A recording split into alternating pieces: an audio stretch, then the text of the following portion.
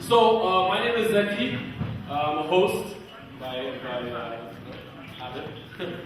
They call me Zaka Ziko. I do a lot of hosting in a lot of Islamic communities. Me, myself, I'm Eritrean Ethiopian. Been fortunate in my life to have been a part of a lot of events, and I got the blessing to be a part of this. So, super excited to be here. It's my first Somali event. So, Somaliland event specifically. Bear with me a minute. First up, I want to just get the night started. You guys ready to get started? If you're ready, let me hear you say you're ready. Wow, I love you guys.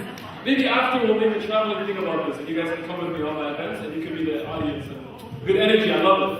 Okay, so first up, ladies and gentlemen, I want to thank you all for being here. So give yourselves a round of applause, being on time. My Eritreans and the Ethiopians are not on time, so I want to thank you all.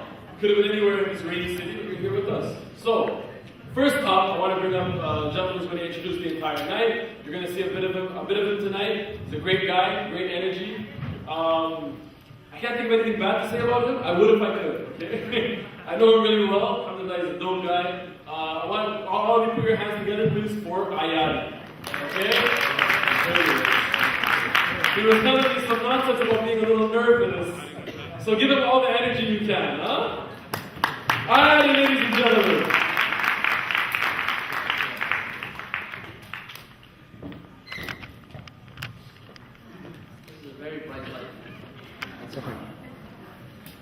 بسم الله الرحمن الرحيم والصلاة والسلام على سيد المرسلين سيدنا محمد وعلى آله وصحبه أجمعين.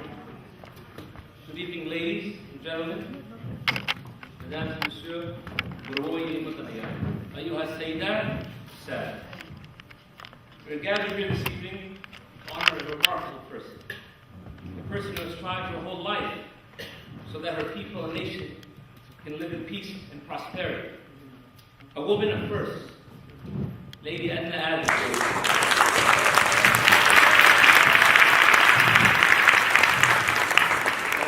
Before this, I think it is imperative to thank all of you, because without you, this night would not have been possible. So thank you. I would like to thank the incredible members of the Canadian Somaliland Affairs Committee, CSAC, Hassan Zahir Adan, Hassan Sultan Ismail Adan, Hussein Hashi, Bouled Umar, Ahmed Haji Ali, Ahmed Ghani, who devoted their time, effort, and money to ensure this whole process went smoothly. I would also like to thank our incredible graphics designer, Yusuf Mohammed Musa, who helped us make this night amazing. I would like to thank Mona Adan and Sihan Riyad for their incredible efforts. I would like to thank Rada Umar and Fadum Umar for their help with organizing everything from the table talk to the food you're eating now. Thank you so much. This year, we've had a remarkable year. However, the Canadian Somaliland Affairs Committee was not always like this. It was founded a year and a half ago when we were starting out. We didn't have a name. We didn't have a source of funding. We didn't have bylaws. We didn't have anything that any regular organization would have. But we were determined and relentless. And above all else, we truly believed in creating a better world for our community and for our people. CSAC was launched on May 2018. Since then, we've had seminars, multiple community gatherings, and we're overall wonderful events. The vision of CSAC is to create a conduit in which the Canadian Somaliland diaspora can channel their skills, resources, and immeasurable potential. We can only help others if we help ourselves. We are a generation that is both Canadian and Somaliland. We have a duty to our adopted homeland, Canada, and our ancestral homeland, the Republic of Somaliland. No one knows duty to Somaliland better than the hero we honor here tonight, Lady Adna Adan. In word and in deed, she has served her nation well. This love of aiding those in need was something she inherited from her father, Adan Ismail, rahimahullah. She poured her life savings into her hospital. Today, it is a hospital that serves thousands of Somalilanders and other people from different countries. She has trained young midwives so that maternal deaths are reduced in Somalia. She has served as foreign minister so that Somaliland's case may be heard in every corner of the world. All in all, when you see Lady Adna Adan, you see a human being who has tirelessly dedicated her life to serving the community, the people, and the progression of her homeland, the Republic of Somalia. To all those non-Somali speakers in the crowd, you will have to excuse me for the linguistic fluidity of my speech, as I bounce back and forth from Somali to English. I do this so that my message may be clear, and there's no room for obfuscation. Waxaa ku jira dhaqankeena markii gabadhu geesinimo muujiso amba markii muujiso caqliga sare waxaa la idhaahdaa war gabadha maaha hiblaayo waa nin ragnimay muujisay markay noqoto dheergarab markay muujiso xikmad markay yeelato ku dhac markaasay noqotay jawaabta waa may nin may noqon waayo wax isbedelay ma jirto. When a woman is sagacious, when a woman is tenacious, bold and daring, she has not crossed into the threshold of manhood. She is still fully, entirely, completely a woman. If we talk about one of the greatest women in history, mentioned in our Holy Quran, Queen Balqis, she saved her entire nation from destruction. She got a letter from Nabiullah Sulaiman, Nabiyul Malik Sulaiman ibn Dawood, alayhima wa ala nabiyina salatu wassalam, was the most powerful in history, actually, based on his government. He sent her a letter. She gathered her people and her ministers and her government. She said, Ya ayyuha al-mala, inni ulqiya ilayya kitabun kareem. إنه من سليمان وإنه بسم الله الرحمن الرحيم ألا تعلوا علي وأتوني مسلمين. She said, I have a letter here, a noble letter. She knew it was noble because of the makeup of the letter. Who was sending it? She knew this was no ordinary government. This was the most powerful government the world has ever witnessed. This is a government in which Allah has said in His Quran, فَسَخَرْنَا لَهُ رِيحَ تَجْرِي رُخَاءً حَيْثُ أَصَابَ وَشَيَاطِينَ كُلَّ بَنَاءٍ وَغَوَّاصٍ وَآخَرِينَ مُقَرَّنِينَ فِي الْأَسْفَلِ. We have subjected the winds to him.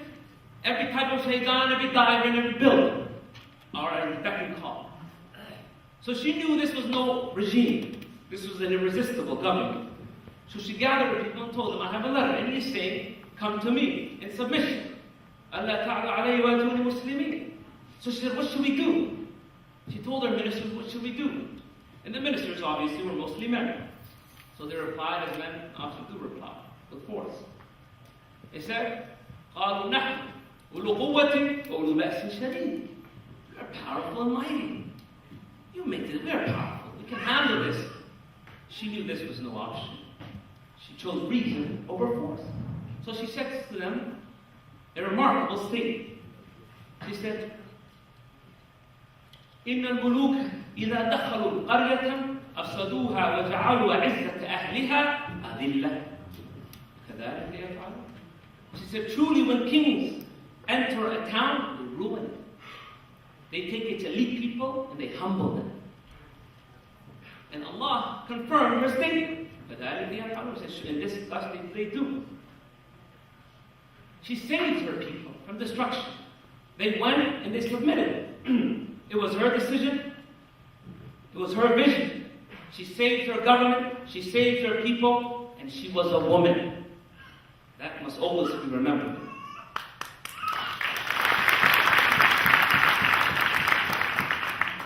As I have stated earlier, the hero we honor tonight is a woman, obviously. And she is from the Republic of Somalia. A country, for over 2 decades, was under the heel of a brutal, relentless tyrant. And when the people of Somaliland demanded their freedom, they were showered with bombs. Bombs that rained night and day. Artillery rounds were fired in the cities of Hargeisa and Burma, Kabila and Berbera, completely decimating the once lively towns. One could hear the wailing of widows and the crying of orphans, rivers of tears of the besieged people. We knew then know now, freedom is never free. Despite all of that, our enemies could not break our iron will. We not only survived the war, but won it, successfully defeating a much larger, better equipped force.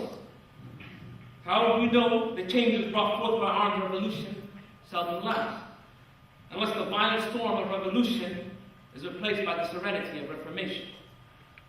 The introduction and implementation of reforms that uplift the people and assures their rights is the foundation of a strong country.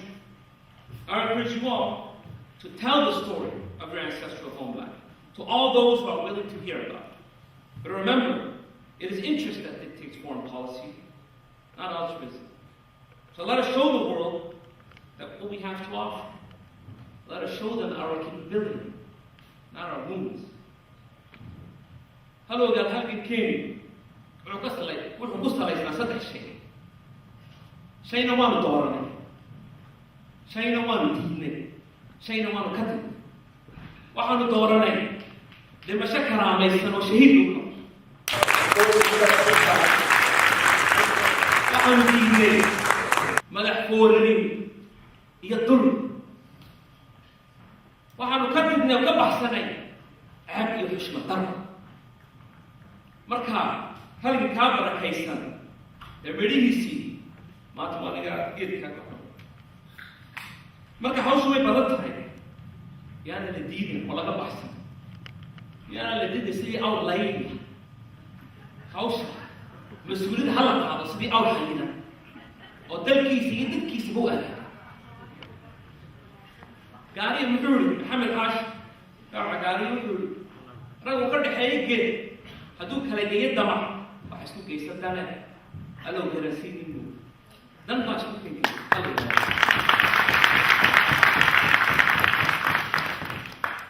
you walk into the cemetery today, if you walk into the cemetery, you will see the tombs side by side, together. Together, yet each person is alone with their deeds, unable to help one another. But on this day, we are alive and together. So let us work collectively for the betterment of our people, for the betterment and advancement of our ancestral homeland, the Republic of Somaliland, and for the progression of our adopted homeland, Canada. Human beings love to carry their burdens without any help. I want you all to know you're not alone. We must share in the burden of our brother and sister, because there will come a time in which the burden will be yours alone to carry. But that is not this day. Today we are alive and together. So let us work together for the betterment of all.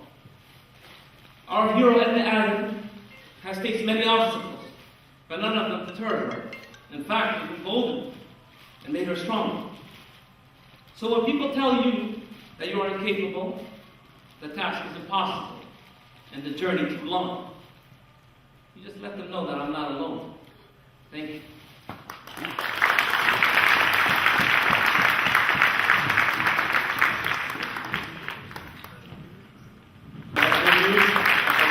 He always amazes me with the knowledge he has. We played, during Ramadan time, we played those board games, the Quran board games, and he's as knowledgeable as anybody I've ever met, mashallah. So, one more time, ladies and gentlemen,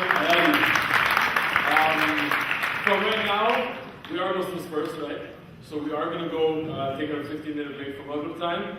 With that, we will be back shortly. I want to let you guys know there's drinks outside, there's more finger food if you didn't already get. Mingle amongst yourself if you like, and we will be back within hopefully 15 minutes, alright? Everyone good? Here, Gianna. So ladies and gentlemen, please put hands together for a quick reception.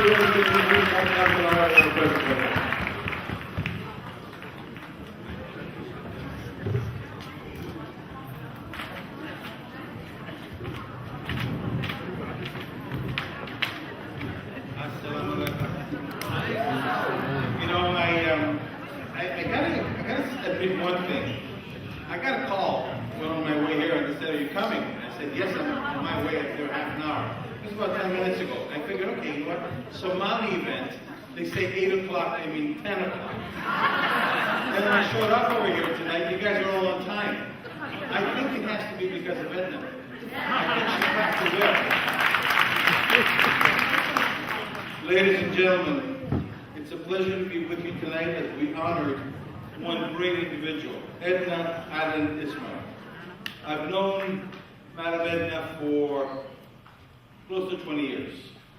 I visited Somaliland a couple of times, and every time that I was there, I had the pleasure of meeting her, and I think she's been in Canada for about 5 or 6 times, a couple of them at my invitation. And I want to say thank you for being part of number one of my life, and have taught me the ways of right and wrong. And I also want to say thank you for what you contributed to the Somaliland community, not only in Canada, not only Somaliland, but throughout the world. Madam, you're an inspiration for the people of the world to focus. You're an inspiration for the people and the young ones to look up to. You've done wonderful work, and I am there with you, shoulder to shoulder, as we make sure that the vulnerable ones always have a hand up, not a hand up. Tonight, it gives me great pleasure to congratulate you on the occasion of the Recognition Night being held in your honor. Over the past 4 decades, the work that you've done in advancing the state of health and awareness of sexually transmitted diseases has been monumental and life-changing for many individuals in Somaliland. Your advocacy and humanitarian spirit has also served as a shining example in the ways that we can make positive difference within our communities. Please accept our best wishes for this momentous occasion. Madam Adna Adan Ismail, can I invite you to the stage?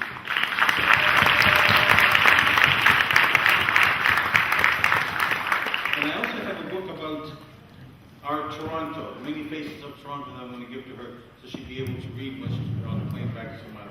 Thank you, folks.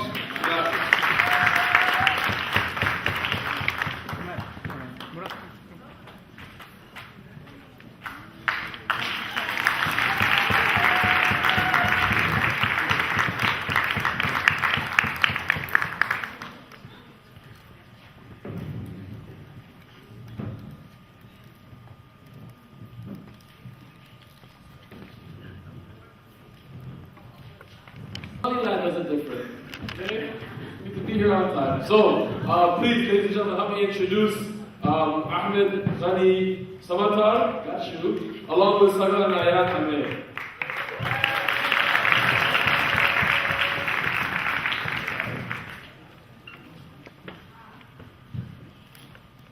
My co-presenters, Ayan and Sagarati.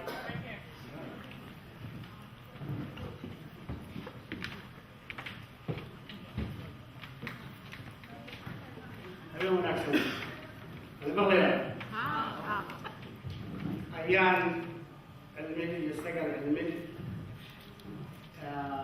الله يرحم استوى يلا سمسم هيبل أيان هاي تقول بريء أيان شيء مثل جالس كمية في الصوت هاي أيان يستقر وحاول يعني نمشي مسيرو أمريكا. Ladies and gentlemen, my name is Ahmed Ghani Samatar, and it's an honor as a board member of CSAC to introduce you and a committed ally of the Somaliland community and the Somaliland nation. Jamie, you might not know, but these beautiful waves right next to me are Samson's daughters. Samson Haiti was the first person who brought Jamie into the community and introduced. I'll ask Ayan a few words in English about Jamie. They're twins. Yes, Jim, you probably don't remember us because we're younger. Yeah. So I met Jim through my late mother, Adna Ismail, and she introduced him to the Somaliland community, and also she used to tell me stories about him and her traveling abroad to Somaliland and all these great opportunities and that they have done. And I'm actually happy to be here to present this award, and thank you so much for your continued support.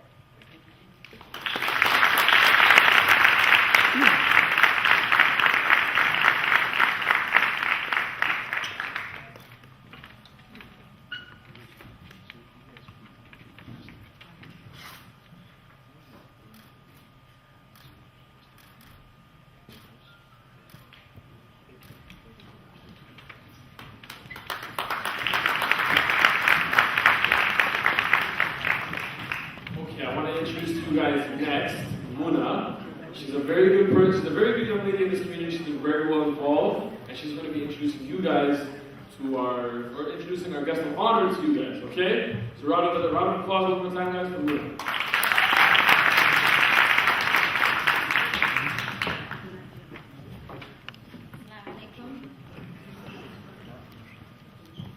So I'll be introducing tonight's keynote speaker and our guest of honor, Dr. Adna Adan Ismail.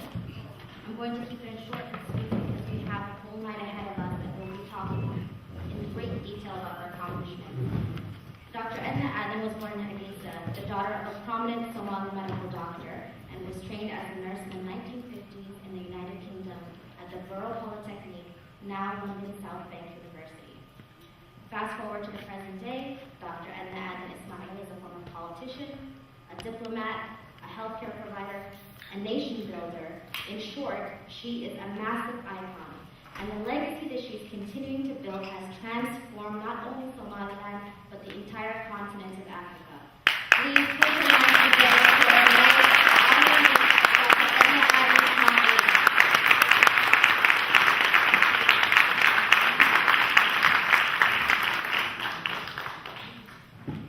Murad.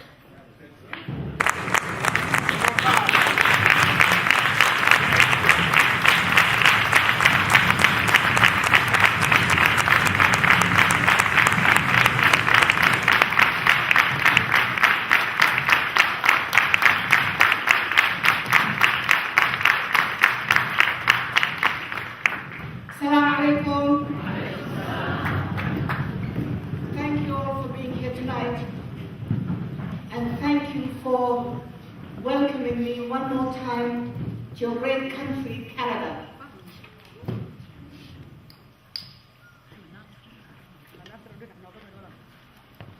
I'm happy to be here and to see so many young people, the energy in this hall and the beauty of the people sitting here in front of me is so overwhelming that I may not be able to speak tonight. But in spite of my emotions, I will speak. And I will speak about a topic that I love to speak about. Because I'll be speaking about a country that needs to be spoken about. I will speak about a great country that is an example to many African countries. A great country in the Horn of Africa that is called the Republic of Somaliland.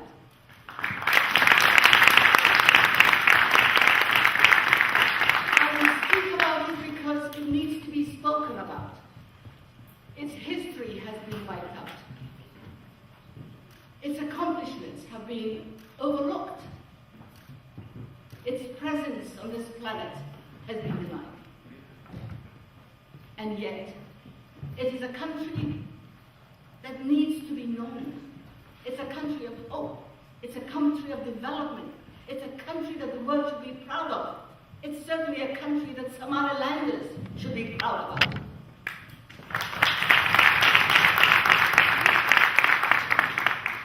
Many may not know about Somaliland.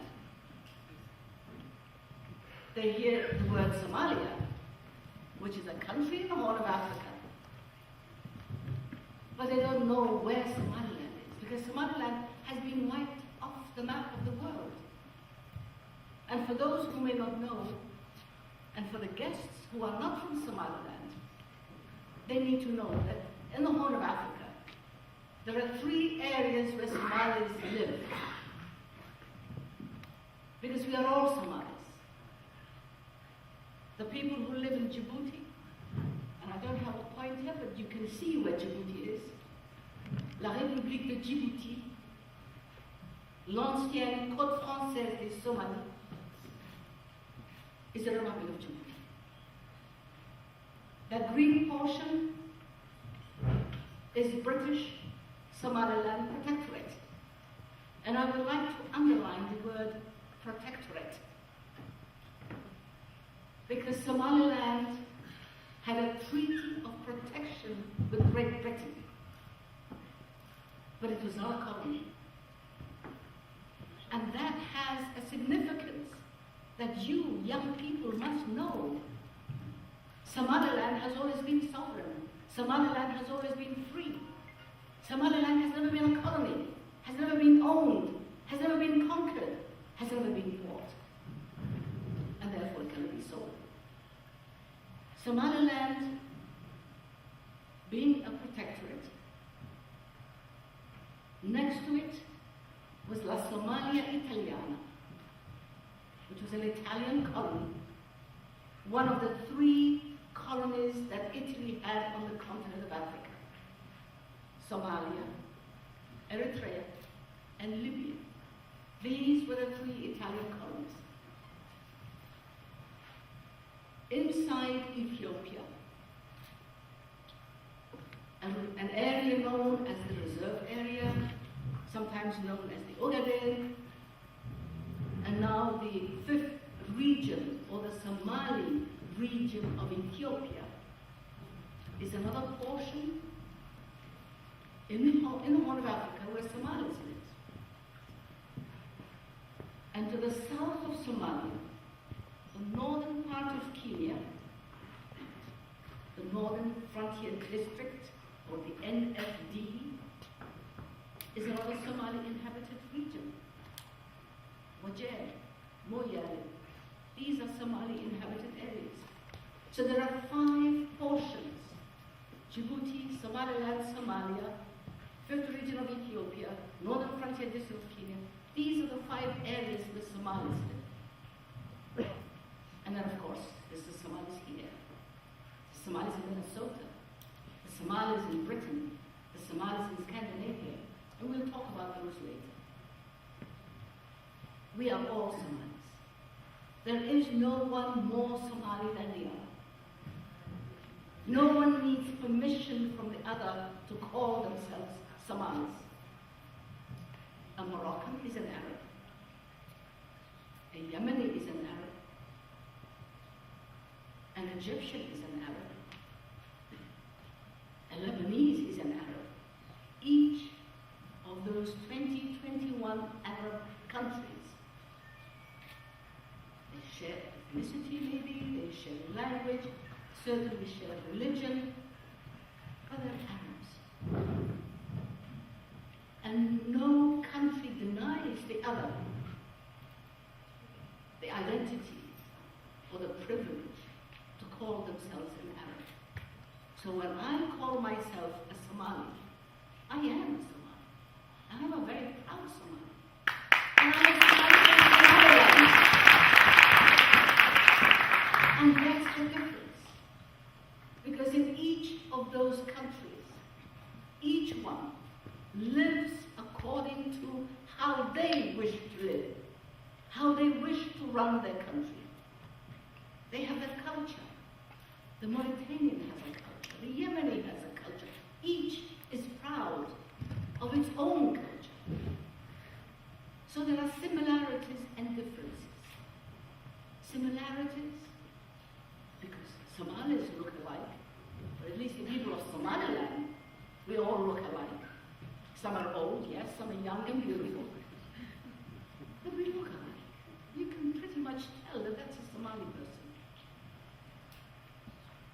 But our name is different. Our culture is different. Our language is different. If you and I go to certain parts in places where other Somalis live, we will need interpreters. If I go to Somalia, and I go to Baydama, and I want a glass of milk, I need an interpreter. Because the word they have for milk is the word I have for a sheep. Totally different. I'm telling you this because it's our similarities and our differences that makes us become a community on this planet.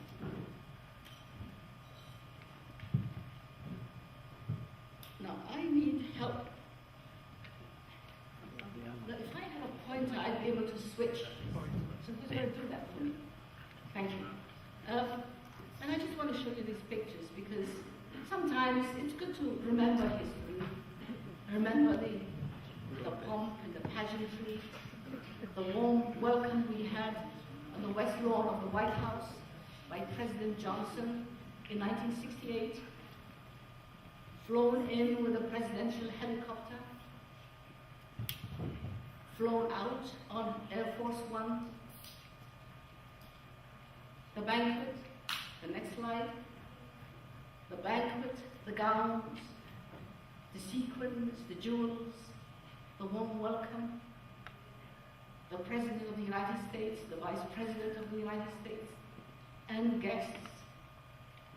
That was a time when our late President Mohammed Ibrahim Egal, my first husband, our late President of Somaliland, was welcomed with a 21-gun salute on the west lawn of the White House, with a guard of honor, a red carpet,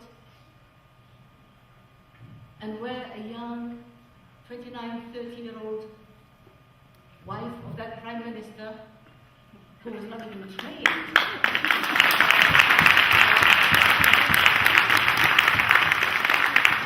who was not familiar with the protocols of what to do with a bouquet of flowers. Nobody told me what to do with it. I was handed a bouquet of flowers by the President, the wife of the President of the United States of America. And this is a very emotional thing. It's a great honor. So I held on to it. Thorns and all. And I have my bag, and I have this bouquet, it's almost as big as I was. And I need a hand to shake hands with people. And the thorns were pricking into my dress, and they were getting into me. And I was having a miserable time with this bouquet of flowers. But nobody told me that when somebody gives you a bouquet of flowers, you hand it to somebody and you say, thank you very much, you acknowledge it and you receive it, and then you give it to an aide who walks away with it. And you're free from the thorns or from what's going to cling to you. But I didn't know. And I survived to tell the tale. From then, of course, the next year, the revolution happened. The communists took over. This was too big a moment for the communists to accept. This closeness, this friendship between the Somalis and the Americans, the United States,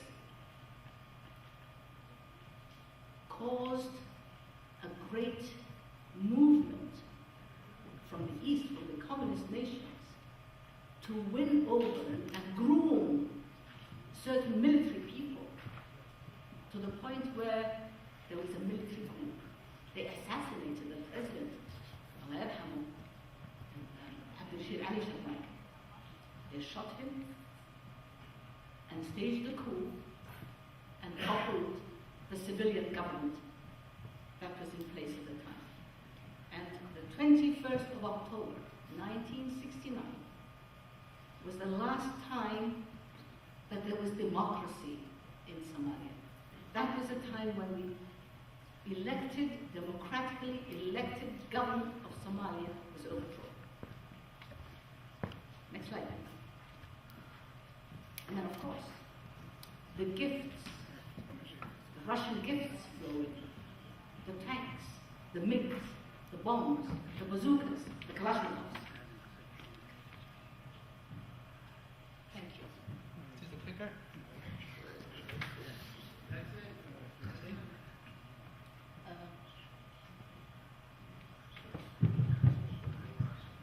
Where do you want to go?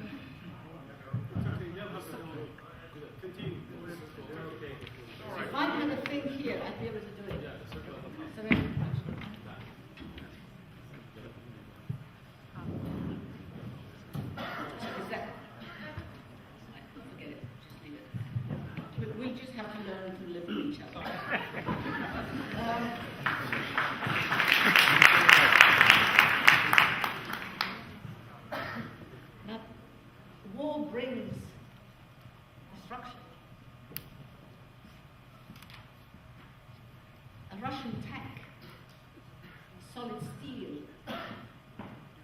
chains and turrets, radars and cannons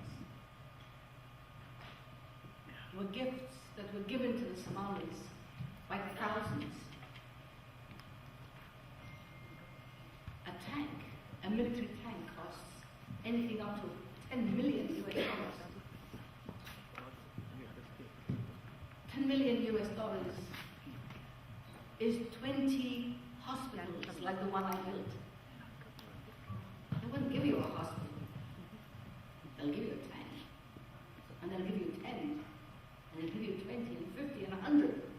And they'll give you a fleet of military machinery to destroy and kill it.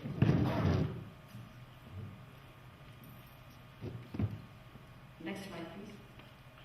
And that's what bombs bring. And I want you to have a look at that. Because these are human remains. These are people who were in a mass grave.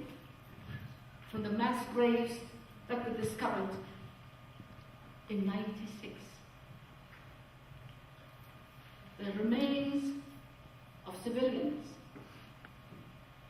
of adults, and the remains of children. 5-year-olds, 2-year-olds, small, tiny skulls of children were put into mass graves and bulldozed like trash.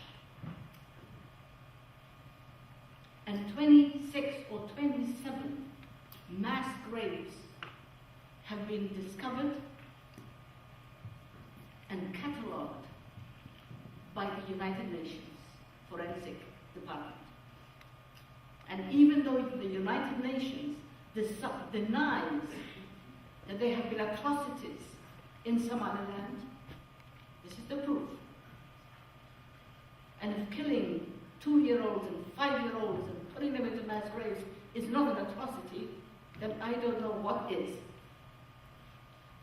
And I owe it to those people to speak for them, because they have no voice. And if my voice doesn't speak and cry and shout for them and shout for the relatives of those bodies and those remains and those bones, and the voice that I have been given has been given to me for nothing. We cannot bring them back, but we can fight to make sure that no human being anywhere in the world suffers an injustice that puts children and civilians and people who were just fighting for their rightful identity to be put into mass graves. Now that was '96. Next, please. This is 2016. When I left Hargeisa, it was raining. And each time it rains, it brings out, it washes the soil. And it brings to the surface yet more human remains. And when we as Muslims lose somebody, we wash them, we shroud them, and we bury them. These people are still wearing shoes and trousers and zippers, which shows that they were just bulldozed into a hole, not even given a decent burial. And if we don't defend the rights that human beings have, there will always be some terrorist, some dictator, some killer, some assassin who will put innocent victims into graves like that. Next, please. What does war bring? It destroys the economy. It flattens African cities, 95% of the cities of Somaliland were flattened, were bombed. Aeroplanes and MiGs were taken off from Hargeisa airport with their holes full of cannons. And just to drop their bombs onto the city, into the valley, where the civilians lived, the civilians who paid taxes to the government, taxes to buy more bombs, just to come back and bomb them with it and kill them with it. And if anybody has any doubts, don't take my word for it, because I'm biased towards Somaliland, because I'm biased towards human rights. Just Google the report of the Human Rights Watch, the American Human Rights Watch, and read the report that the American Human Rights Watch and Amnesty International have written about the atrocities that were perpetrated against Somaliland. And who perpetrated these atrocities?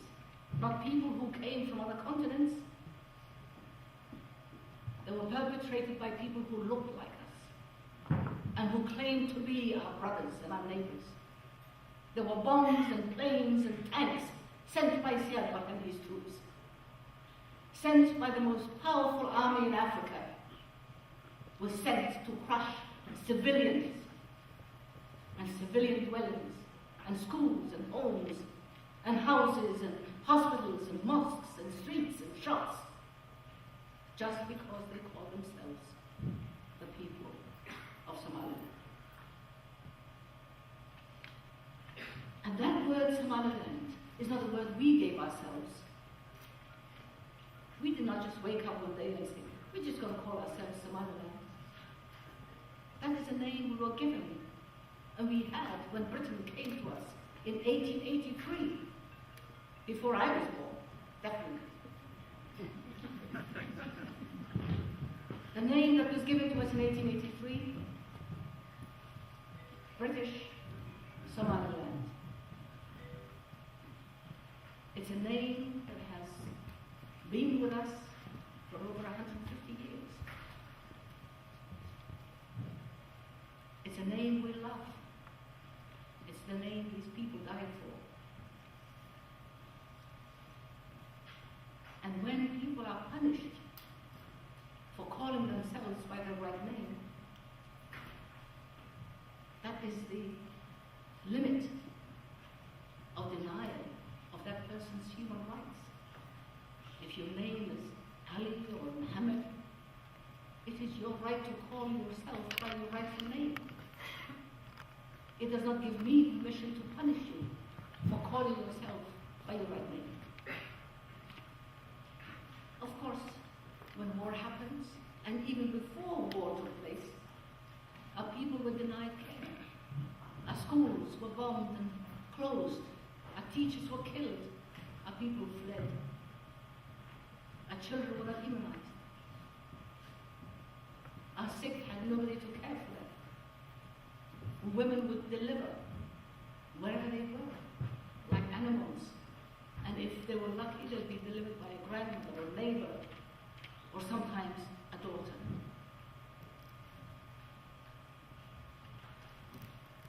That's where you come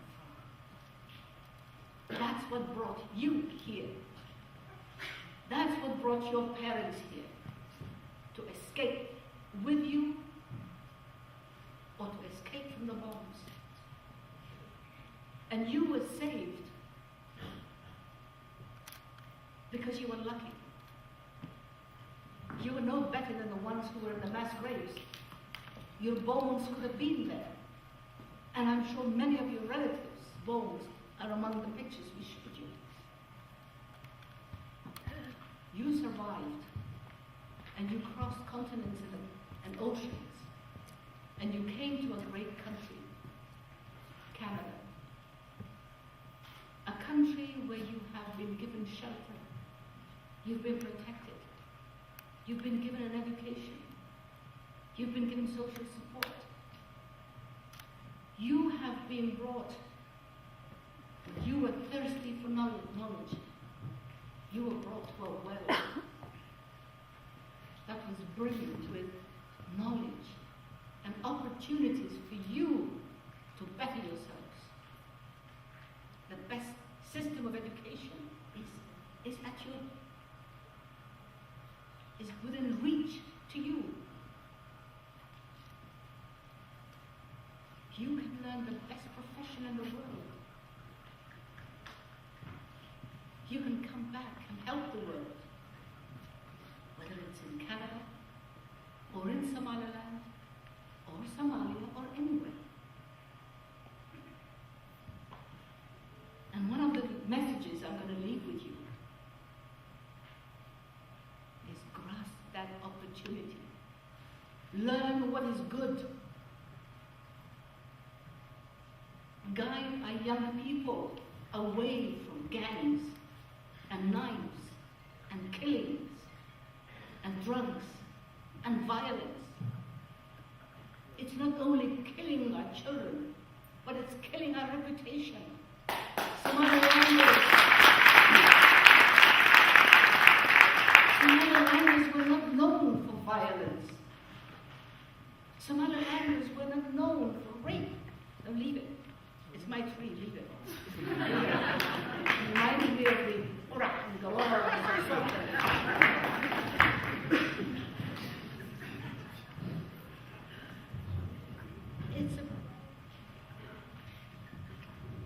I've lost my train of thought.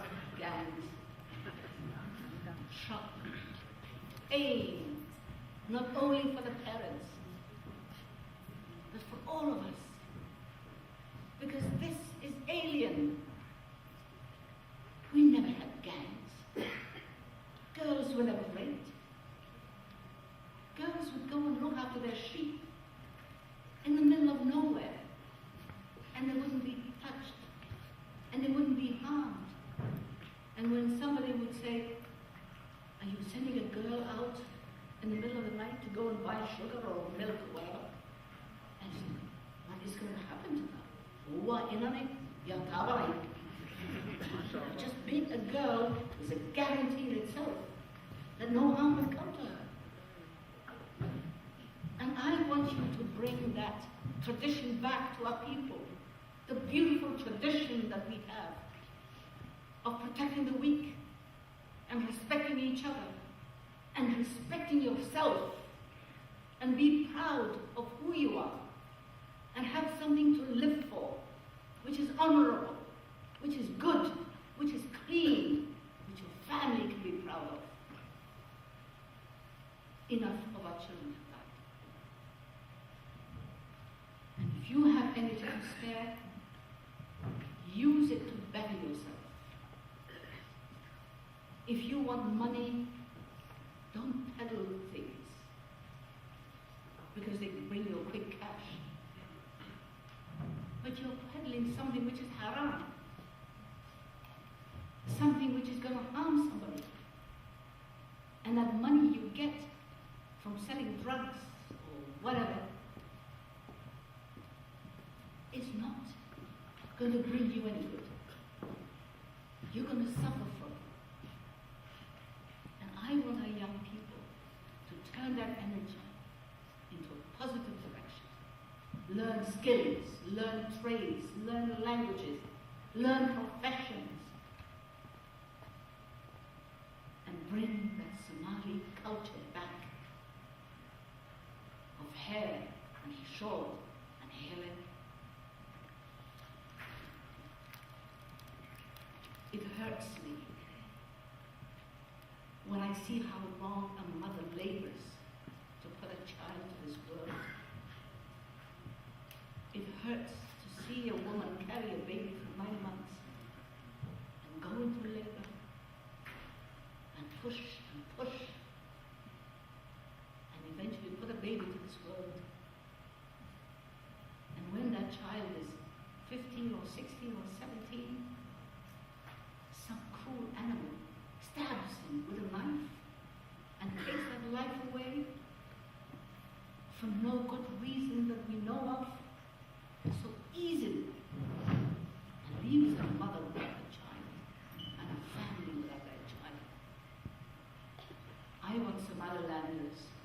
never, never to have to lose a child for that. And I don't want a Somalilander to be guilty of taking another mother's child with his hand and with his knife. That's something I want you to promise me. Otherwise, I'll be so ashamed. I cannot call myself a Somalilander and be like people who can do that. I'll have to find another name and say, I'm from Donkey Land, something else land.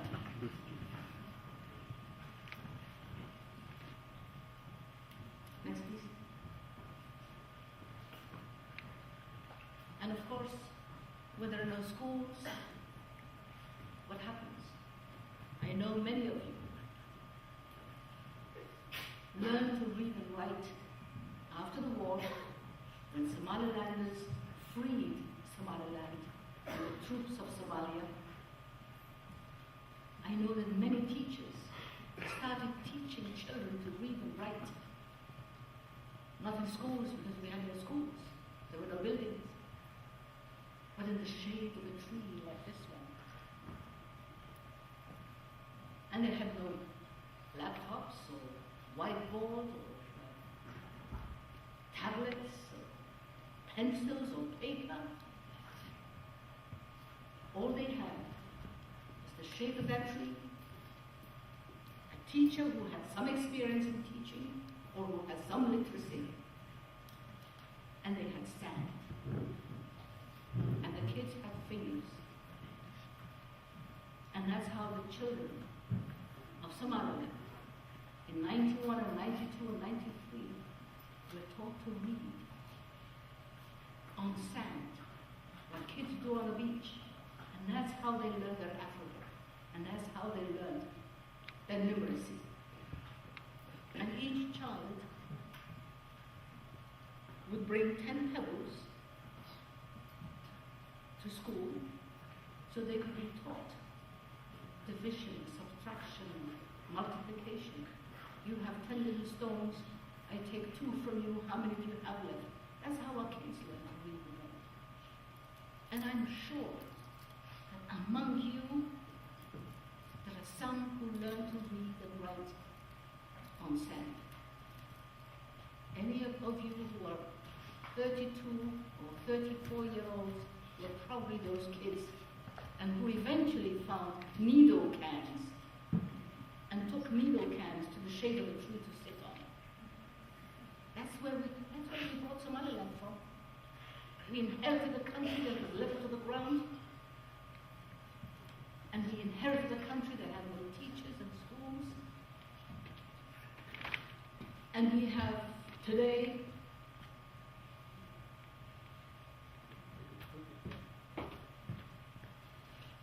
don't worry, I will talk about the hospital. As if I would forget that. But I'm going to fill your ears tonight with a reality, because I want you to go home with some homework, because we got work to do.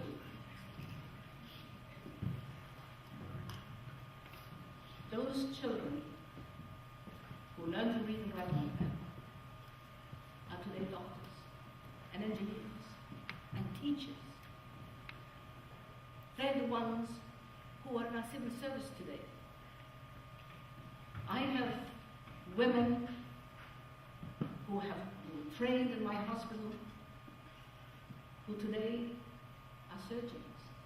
After graduating from nursing school, I sent them to Borough, to Amrut University, where they were trained as doctors, went to school another 6 years, and came back, and today are running the hospital. I'm here enjoying your company, and they're doing the hard work. They're waking up in the life.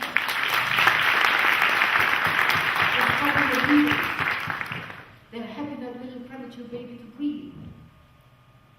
They're transfusing the one who has been brought in after a hemorrhage. They're fixing the broken bones. They're the ones who were taught on sand. And I want to prove that to you, that whatever somebody somebody says that women should not go to school, women are the better achievers. And I'm not saying that because I'm a woman, but because whenever we take students and we get 100 students to sit for an exam, more often than not, the top students are the girls. And it makes me so proud. And it proves to everybody that education is good for everybody. Because when I was at school age, there were no schools for girls. I had to go to Djibouti to go to school. And by the way, I owe a lot to Djibouti. Est-ce qu'il y a des Djiboutiennes parmi vous?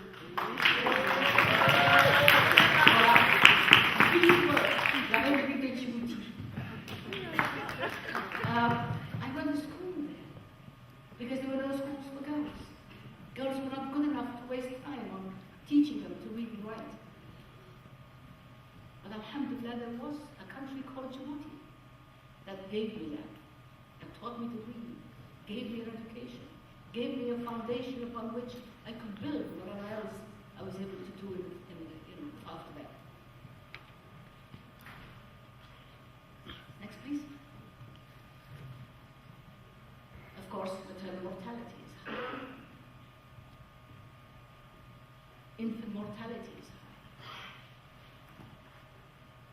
Our women die of causes that others have protected their wives from. A Somali woman has a chance of dying from a pregnancy-related cause 15 times more than other women. Is it because our women are worth less? Is it because their lives are not precious and valuable? Others have learned to protect their women. Why can we not protect our wives, our girls, our daughters, our sisters? It's up to you. If they have been neglected until now, it's for you to pick up the baton now and move forward and save our kids, and save our families, and save our mothers. Children are dying because they're not vaccinated. They're dying because they're thirsty. There's droughts. They're dying because they're hungry, because they're malnourished, because they're fed rice, berisi, tamando, the labilash. The people are stunted and short. Where is that tall Somalis? Where are the people with the long, tall people? Rice. No vegetables, no calcium, no minerals. They're stunted and short. And the development is affected. And I need some research. Why do we have more children with dyslexia? Why? Why do we have so many congenital problems among our children? It's for you researchers to study. Is it diet? Is it genetic? Is it environment? What is it? Why are our children suffering from diseases they didn't suffer from at that level in the past? Next, please. Now, this is a hospital. This is how we inherited the hospital. The only clean thing is a goat. The only healthy thing is a goat. That is a hospital wall. That's how a gift left by Sierra. That's how they left our hospitals. It's not even good enough for a goat to be treated. It's not even good enough for a veterinary hospital. And that is a shame on humanity. If that's how we treat our sick, and the fact that we are clean and shining and smell good is a waste if our sick are like that. And that is one of the situations that when I retired in 97, and I saw that, I couldn't live with myself. I couldn't live with my conscience, knowing that I would sick people were under conditions like that.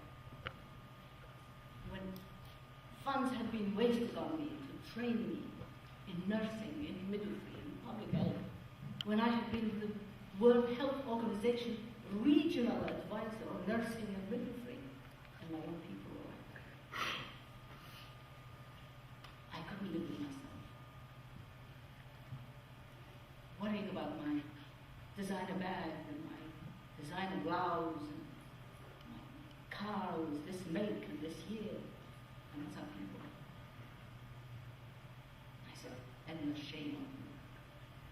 You've worn enough blouses and you've had enough beautiful cars. This is where you need to be. Thank you. And next, please. And that's how I would just took my pension, my repatriation grant, sold everything I had, took my savings, went back to Somalia. And it's the best thing I've ever done.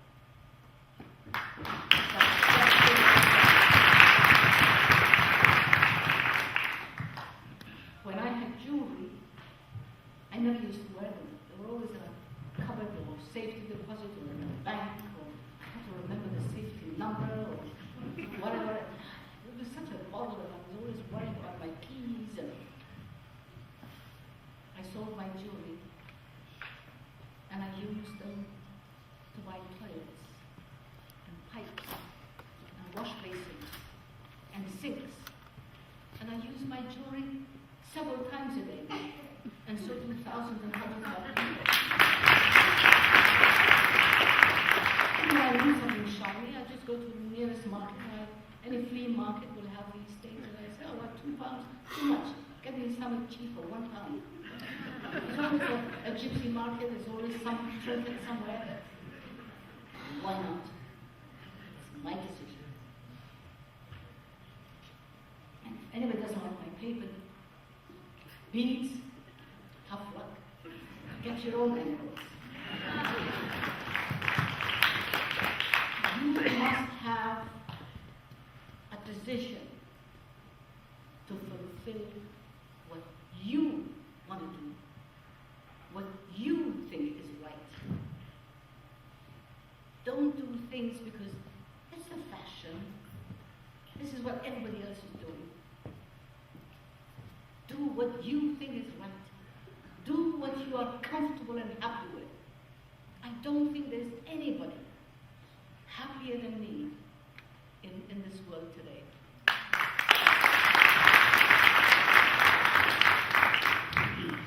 My bank manager has peace. He has no money to count for me. But alhamdulillah, my bank upstairs is flowing.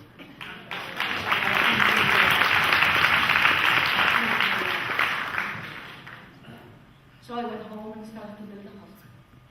Next, please.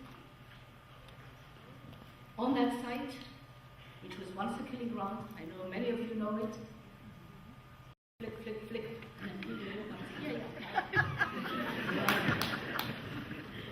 But it was difficult in daytime because I would call him and he wouldn't hear me, so I had to go and actually touch him. And he said, oh, hi. He was supposed to be guarding me. But I'm here. I lived it. I loved it. In fact, the first night I moved there, and my candle blew out, and I couldn't find matches, and I couldn't find where things were, and I eventually called him, and I said, you know, Adan, all you can. And I wanted the addy, I wanted the brush to brush my teeth, because I couldn't find my toothbrush. And he, thanks, it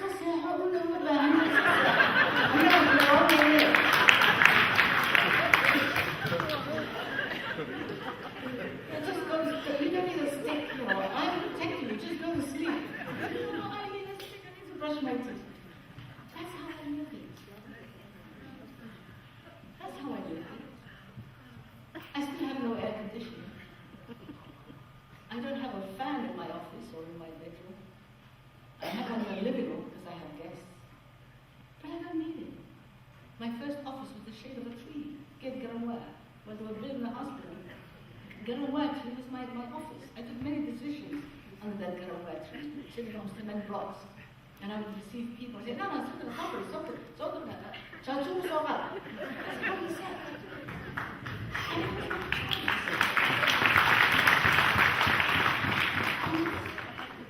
We finished it in 4 years. 4 years. And I was there every morning at 6. And I was the last one out. I had a little whistle here. Whenever I had some problems with somebody up there, I was like, whatever, the windows, too much on this side. No, how about this guy? No, it's not adding. This is what I want. That's how we got it done. And even today, my room is this one here, in the corner. And the pediatric ward is below me. So at night, I hear the kids crying downstairs, and I say, what are you doing to this kid? This kid has been crying for 10 minutes. What are you doing to this kid? You're trying to find a vein. My goodness, you're killing it. Calm it, talk to it, appease it. And then let him find a way to find a vein. Don't force it. That's my home. That's my child. That's a child who has been brought to us for protection and treatment.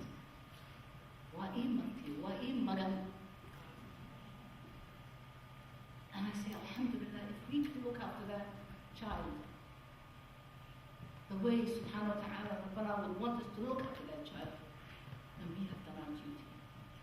And anything that has ever been taught to me has been done. Next, please. And of course, we train people. Next, please. Today we have delivered, well, till December, we've delivered over 25,000 mothers and babies.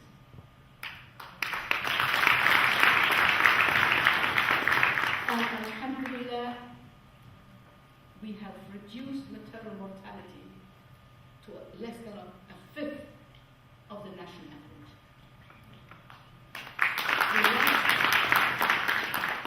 We lost 68 mothers who we could have saved if they had been brought sooner. That's the hospital built on a trash dump. That's a hospital where people used to kill people and save lives. Round the clock. We train the students. We treat the rich. I want a private room for my wife. Okay, that's a private room. But we treat the poor. The ones that nobody else wants to treat. They smell too bad. They have no money. They're leaking too much. All kinds of things coming out of their bodies. That's the one I built the hospital for. That's the one But I have staff. I need to pay salaries. I have 300 staff that I give a salary to. Because 6 years ago, I had another child called university. A university has 1,500 students. And it has another 150 teachers, and professors, and staff, and office staff, and cleaners, and cooks, and drivers, and guards, and electricians. 300 families, 300 people. Each month I have to pay a salary to. That's why I travel. That's why I get invited by universities to lecture. That's why I get an honorarium. That's where I spend my UN pension. Alhamdulillah. And if an old woman, a retired old woman can do it, anybody can do it. You can all do it. And I'm talking to the young people today. Yeah, I'm done talking to the old. Because they're going to talk about قبيل وغيرنا، غير والنساء، قبيل قبل نبحة، تولي الهيئة عاقل كل الرجل. I'm done talking to the old. I want young, elite, educated, university graduates from my country. You guys. I want you to come to practice what the world has taught you, the good that the world has taught you.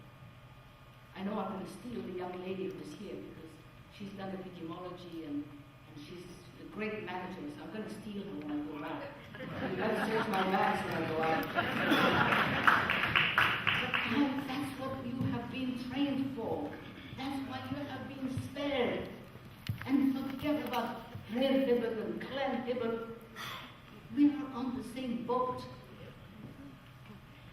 Forget about Hizbi, Hibble, Hizbi, Clan. I don't belong to a single Hizbi.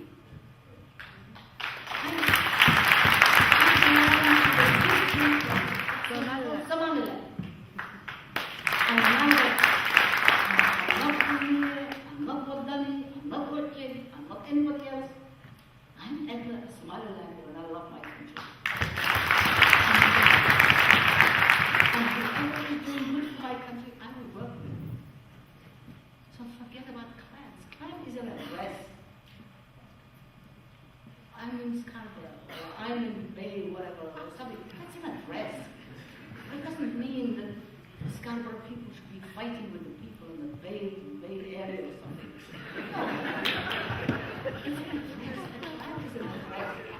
When your kid gets lost, where do we take you back to?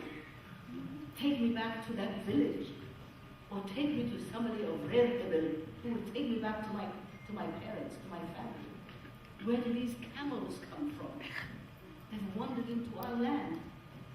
We have to take them back to whoever they belong to. It's an address. It's a positive thing. It's an identity. It's like your name.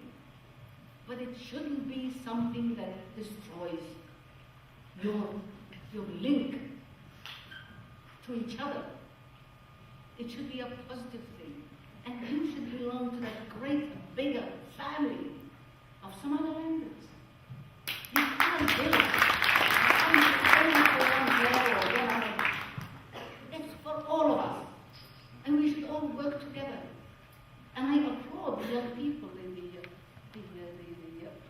Canadian Somaliland Association who organized this for coming and working together.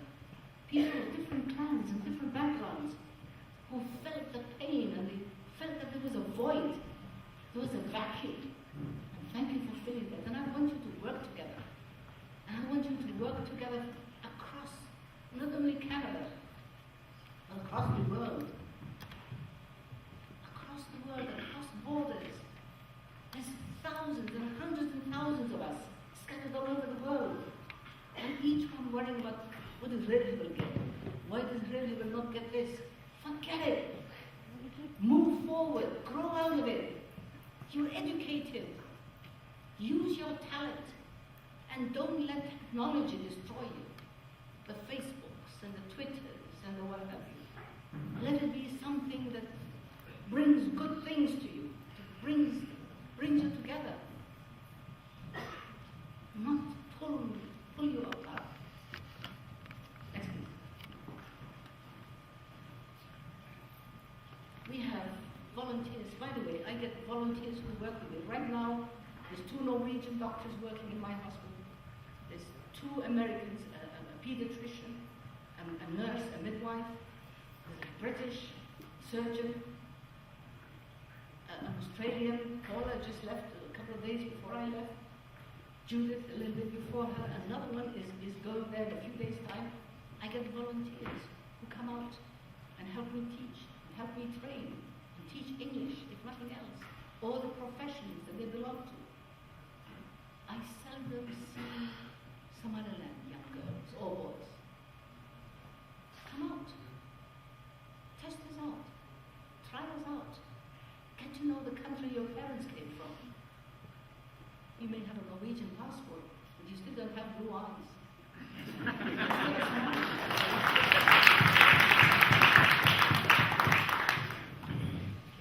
You have a responsibility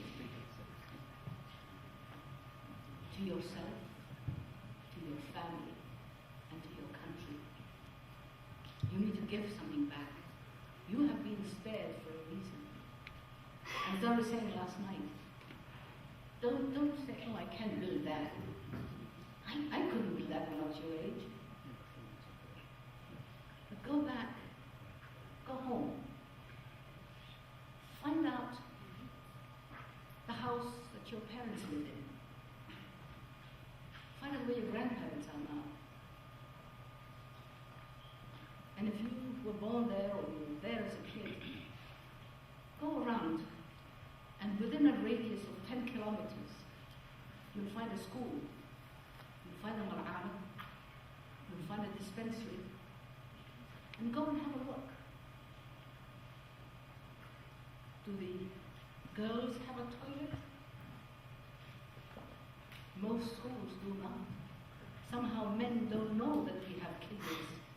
Men don't know that we have bladders.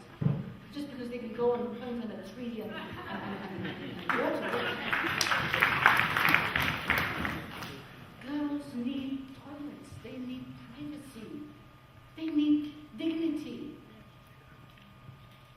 Find out if there's a school. Find out if there's a toilet for girls.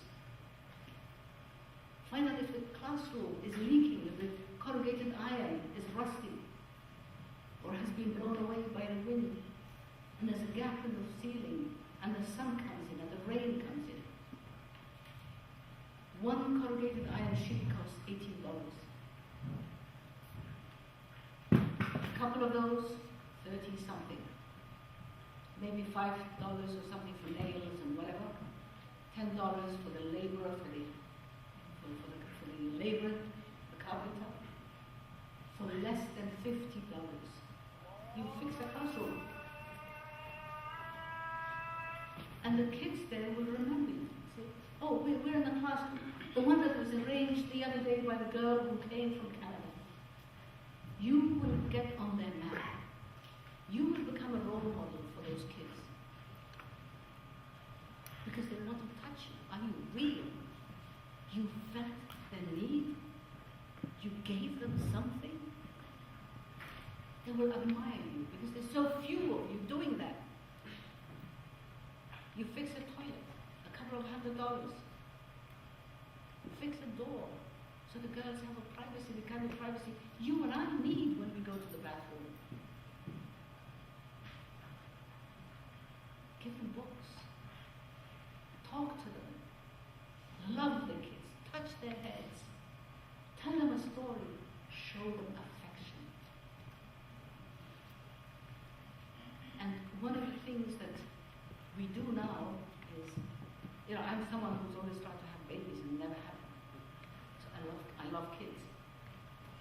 And we do a school health program. And we go from school to school and we measure, we examine all the kids there. And in every school we find kids, 60, 70 kids who need reading glasses, who would go up to the board and could not read it. And the teacher would say, what? Nothing. And once you give them glasses and they can read, their marks improve. That's all they do. And you know what? The ophthalmologist charges us $15. For $15, you give a kid a new life. That's a couple of Starbucks coffees, right? Starbucks is not going to be happy with me. Because I'm going to say, less coffee, less Starbucks, less whatever, less fast food. And for every $15 you save, you're giving a child glasses. Not the designer ones, but enough for them to read, to see, to learn. When any of you wearing glasses know how precious these things are. You can take my car, don't take my glasses. $15. So don't think about millions. Think about an act, a charity that will change somebody's life.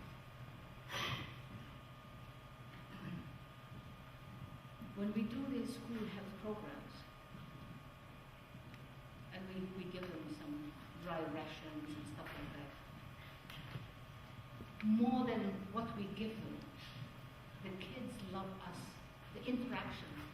You don't want to touch you want to touch their heads, you want to tease them, tickle one. It's a human need for children to be shown love. Not to be told, what are those Kids need love. They need affection. So when you do go home, and I hope many of you will go home and visit, show as much love as you can to the kids. They're starved of love. They're starved. Next, please. This little Harir was the first child who was born in a hospital.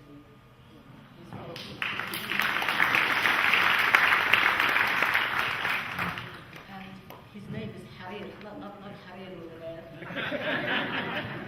His Harir, when he was born, was silky and so beautiful. And he's, 19, 17 or something like that, 17. And we pay for his education, we pay for whatever. And he's going to be a doctor. It is great. And for me, that will be the biggest gift that I could ever hope for. A kid who was born in a hospital and a trash dump, who everybody thought would never become a hospital.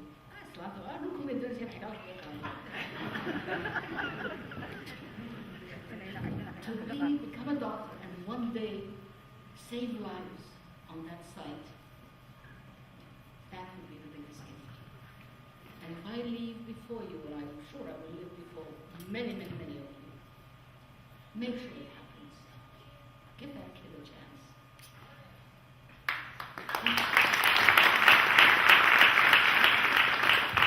A few other copies will make it happen. Next, please. That was my first army. And some of those girls here now are the ones who are running the hospital. Next, please. That's among the first group. And of course, we started having patients, sick children, sick adults, sick men, sick women, not only maternity. Next, please. These are the girls I swear by, the red girls, the midwives. And when, in 2007, I looked at the map of Somaliland and the population and where they are, and I said, we need 1,000 midwives for Somaliland. Everybody thought I was talking to my dad. I said, yeah, 1,000 midwives? No. Who does she think she is? 1,000? It's not possible. Last October, we reached 1,080.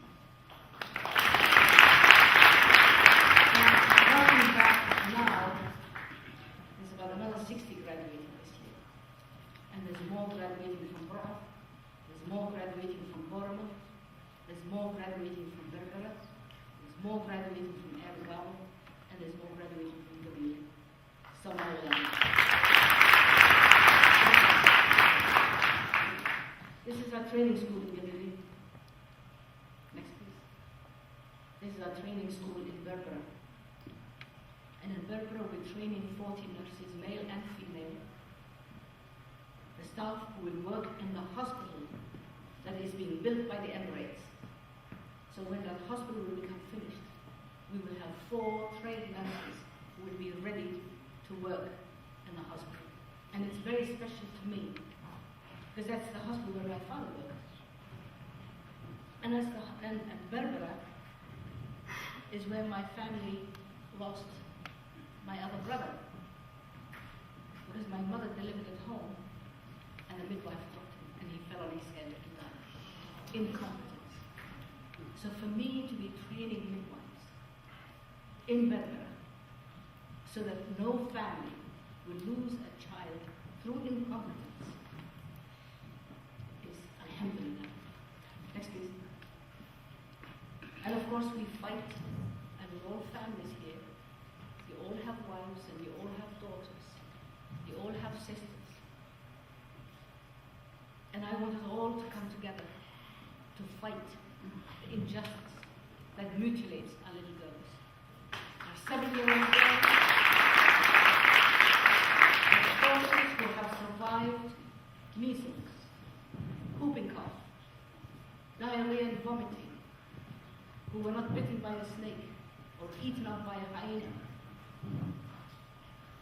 did not fall into a well or lost to the floods. They're 7, they're beautiful, they're talking, they're playing, they're running, they're coming to the door. Abo, how are you? Mama Hassan, at the age where that child is at her most beautiful. A 7-year-old child is so innocent, so pure, so beautiful. And that's when we catch them.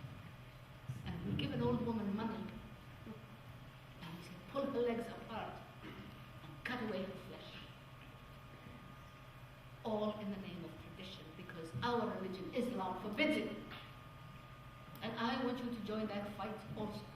No little child, no little woman, nobody should have their body carved out in the name of tradition. Yes, let us protect the good traditions, and we have good traditions. But that is one tradition that has no place. It has no place in this world. So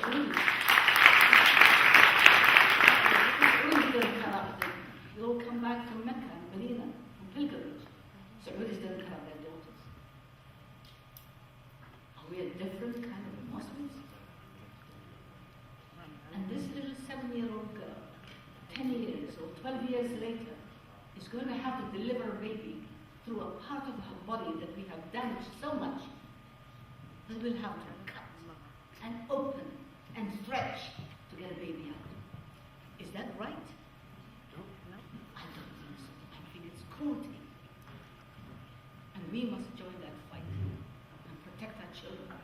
Just as much as we protect them from snakes or hyenas, we need to protect them from little old women with dirty old knives and dirty old fingers who cuts out the little girls, knowing nothing about anatomy and physiology, knowing nothing about cleanliness, using that knife for somebody who has HIV/AIDS, and then using it on your little daughter who's 7 years old, and maybe giving her hepatitis or HIV/AIDS, or maybe getting her to bleed and die, because they do die, and they bring them to us so late that she's just a body, she's just a collapsed child, and she's been bleeding since 6 o'clock this morning, and they bring her to the hospital at 9 o'clock, dead.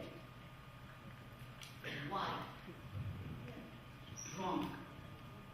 Do something. Next, please. Next, please. I'm going to leave this with you guys so you can watch it again, share it as you like. Next, please. I want you to look at that picture. There's 5 women there. Dr. Amal, Dr. Naima, little Edna there, she's the anesthetist, the instrument nurse, the floating nurse, 5 women operating to save a life. Now to me, that is Somaliland. Somaliland, that country that is left for dead.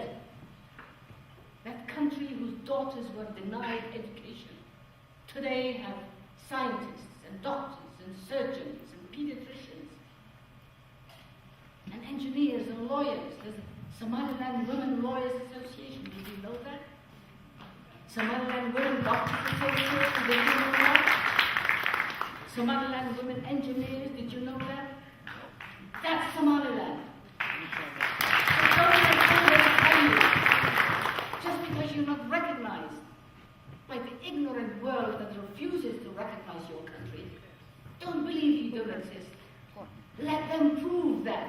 Let them do half as much as Somaliland has done. Let them come up to our level. Let them become as accountable with our resources resources as we are. Let them have democracy like we have. Let them have books and schools and universities and colleges. Yes, we need to fix our country better. Of course, which country does not?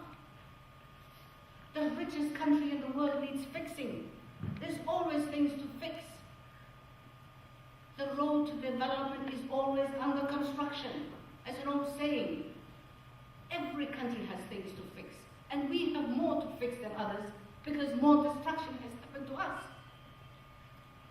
But who's going to do it? No little green men are coming from the moon to do it for us. It's for you and me to do it. And stop bickering about clans and political parties. If you don't fix, if you don't protect your environment, if you don't protect your human rights, if you don't protect your democracy, if you don't protect yourselves, nobody will come from the moon and do it for you. And your country will go to the dogs. And you will be playing into the hands of those who put tanks and planes in the air to bomb you. You will be bombing each other. Because denying your energy to develop your country is as bad as the one who sent a bomb to hit those innocent people. With your mouth and with your propaganda, you are destroying Somaliland. You're killing, you're stopping the development that we need to make. We need to move forward. We need to get up and go. We've had enough time to heal. We've had enough time to grow. We've had enough time to learn. Let's put it to action now.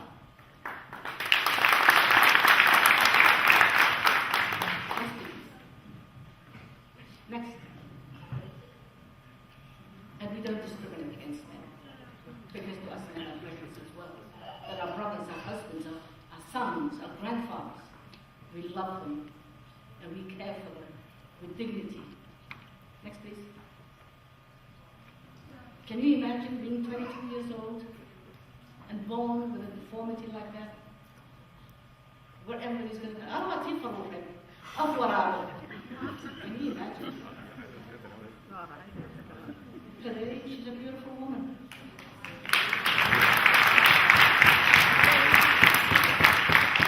Every 6 weeks, we have a surgical camp. Kids come from anywhere. They come from Garowe, Bosaso, Pizza, whatever, free of charge. Surgeons will come regularly, like clockwork. I left Bill and his wife the other day when I flew up. They were busy operating. That's what Somaliland is all about. Others come to fix it for us. When we were worrying about his Bigas and Qabil Khan and I don't know what else, shame on us. This is what we should be doing. We should be fixing things and be fixing ourselves. Next, please. Thank you. Next, please. Children are born with water on the brain everywhere in the world. Hydrocephalus or hydrocephalus. But as soon as a child is born, they put a shot to drain the cerebrospinal fluid. There are many professors teaching you in universities who have a shot in there, who had it put in there 50, 60 years ago, and live a normal life, and grow and develop. This kid has teeth, and his head is bigger than his mother's. When we send a kid like that abroad, it costs $15,000 just for the operation. Not to count the ticket, the flight, the hotels, the translators, the interpreters, the visas. 20,000 minimum is what it costs a family. How many families in Somaliland have $20,000? How many have $2,000? How many have $200? We operate it for free.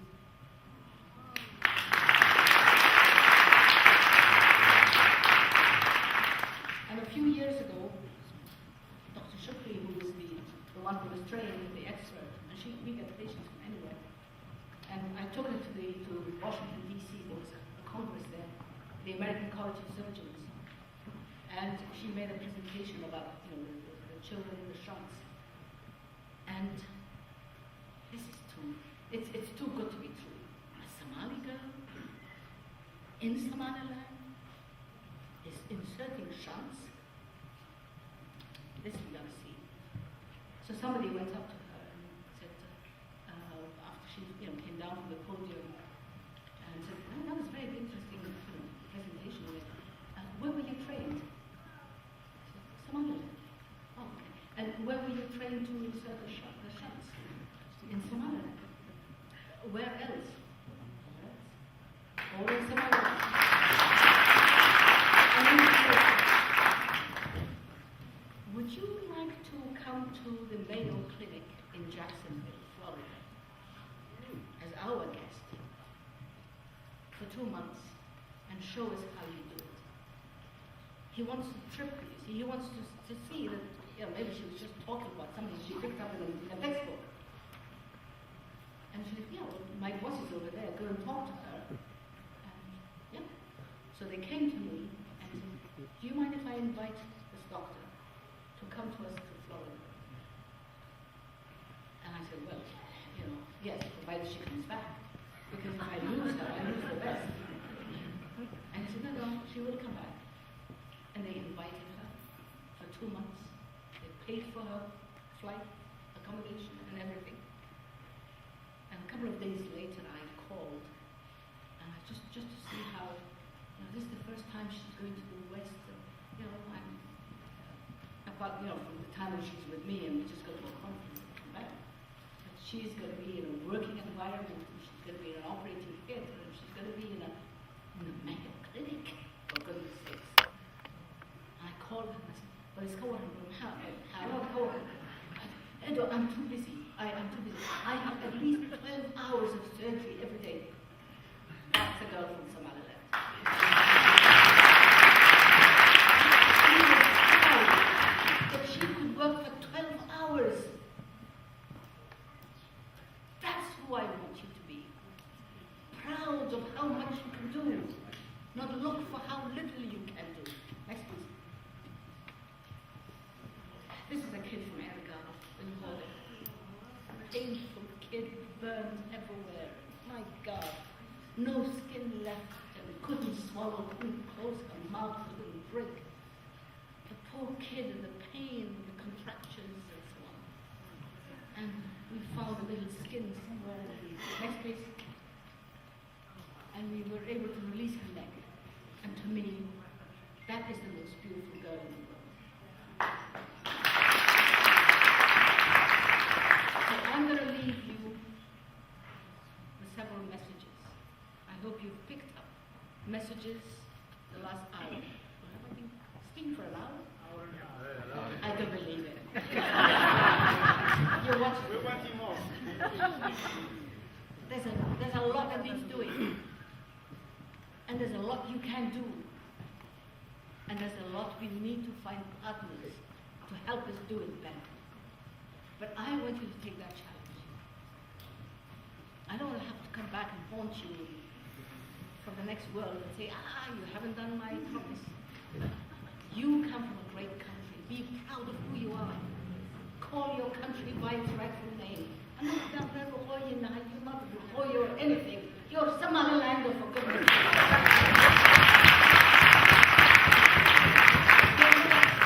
You're not a splinter, you're not a secessionist, you're not a break for your region, you're Somaliland.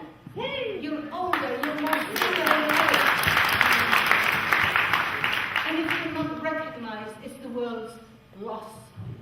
Because I would rather be unrecognized and as beautiful as Somaliland is, and to be as democratic as Somaliland is, and to be progressive as Somaliland has progressed, to have women surgeons fixing things that need to be fixed, than to be recognized, only to become a loss and a burden to the world.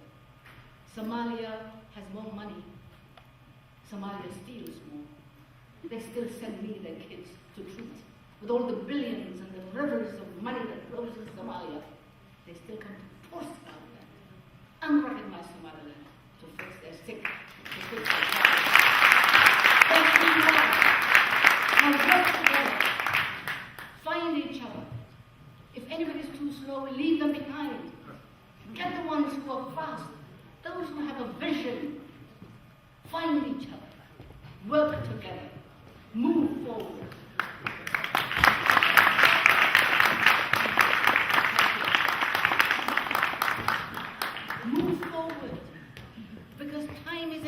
you. 30 years of doing nothing is too long. People have forgotten our cause. Remind them of it. And don't shy away from telling the world where Somaliland is. Because too many people have been telling the world, there is no place like Somaliland. Love yourselves. Love your country. Be proud of it. And say, Alhamdulillah. I'm the best. Thank you very much.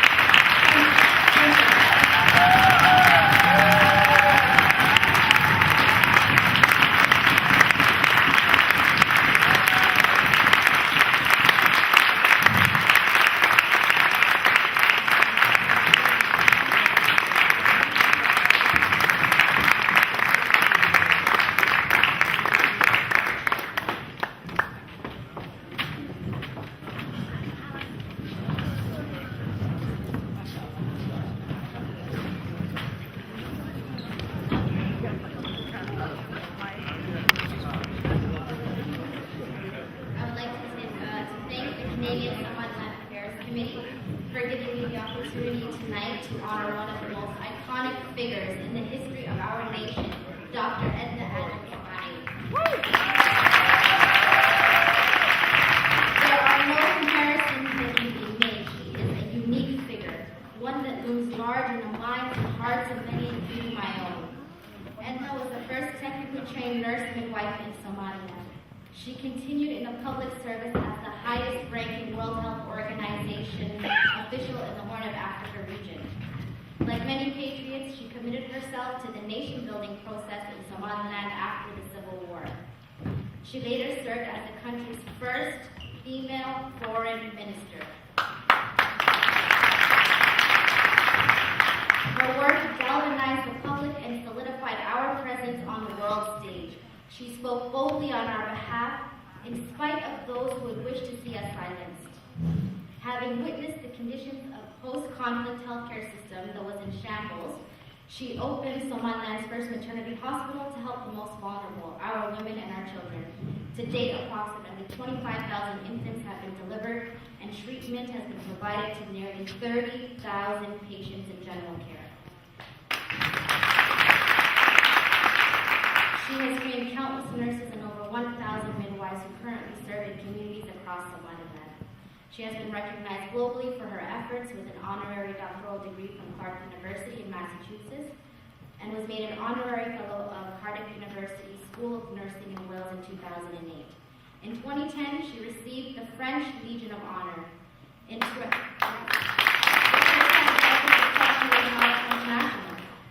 She was also granted an honorary fellowship by the Royal College of Obstetricians and Gynecologists in the United Kingdom, and that same year she was awarded an honorary doctorate from London South Bank University. We are here tonight to add to that list and to celebrate her achievements and the work she has done to advance the legacy of our nation. Dr. Adna Adan Ismail has blessed us tonight with her message of hope, her quick wit, her bright smile, and her generosity of spirit. Please put your hands together for our honored guest, a woman of many gifts, and the recipient of the Lifetime Achievement Award, Dr. Adna Adan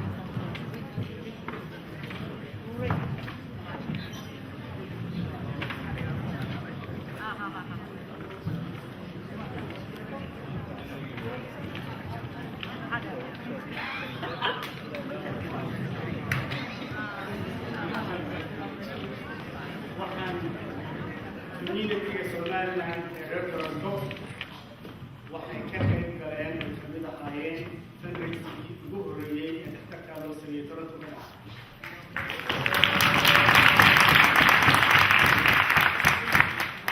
maalintii fundraisingkaa la sameeyey ilaa maantana community reer Somaliland maalin walba taageerayaan wadaba taagan yihiin kooska adna iyo dhakhtarka iyo dalkooda Soomaaliyeed intaba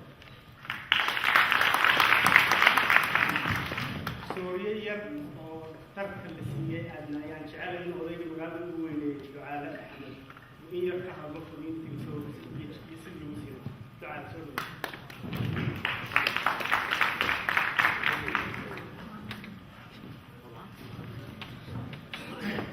السلام عليكم ورحمة الله وبركاته.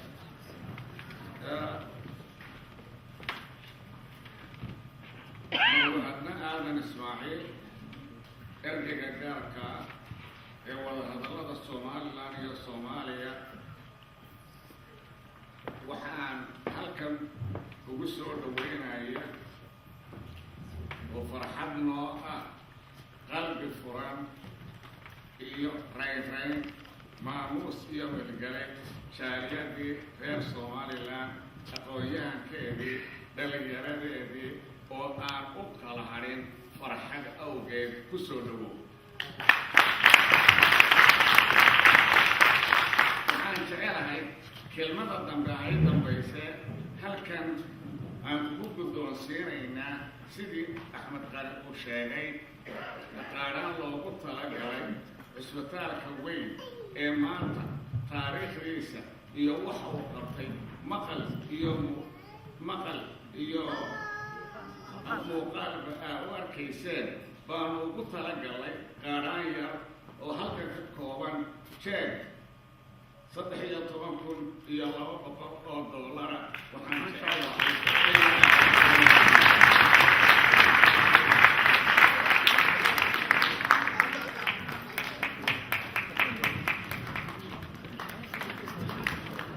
أنا كل صدر يا هذا مدن عيالي يمروي حمر كرام هذا مكيا دليلي ينوسو تكليسي دليلي هذا كنديا سومالي لا أفيرس كرويونتي أو ينوسو تكليسي حضرتنا هذا إيو odayaashii ama aqoonyahaankii hogaaminayay ee u faydnaa aad iyo aad hawsha uga qayb galay ayaan u mahadnaqaya waxaan u mahadnaqayaa ka qaybgalayaasha ka soo qayb galay ayaan u mahadnaqaya mudanayaal iyo marweye adna aadan maaha maanta mid aynu halkan ku soo koobi karo waxayna kaga filan waxa ogtihiin iyo waxa ay qabatay adna aadan waxa weeye waxay waqtigeeda maskaxdeeda cilmigeeda caqligeeda u hurtay sidii ay Somaliland u horumari lahayd hambaliyo